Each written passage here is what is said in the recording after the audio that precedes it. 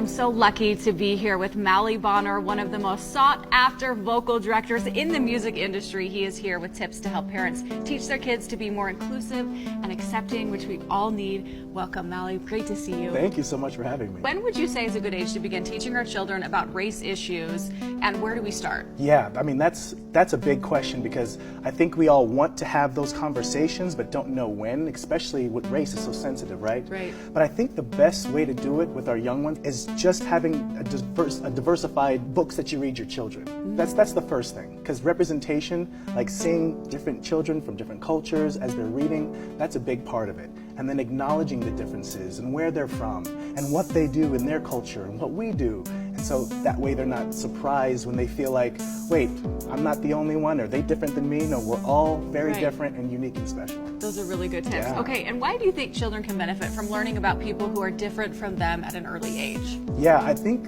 at an early age is because what we don't want to do is be blindsided by some of the politics of race later on in life. But if we already have a foundation of talking about it and we're comfortable with different cultures and conversations, it makes it so much easier.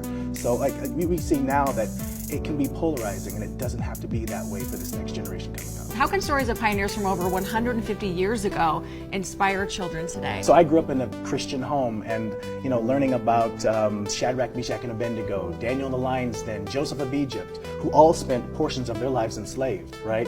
And even though I don't think I look like them, I know I'm not from where they're from, but I can still draw strength and faith from their stories. And it's no different for our kids and for us. Us as Christians or whatever faith you are, we look at people in the past, and not because they look like us or sound like us, but because their stories are so rich and deep that we can draw strength from them, and we want that for our children as well.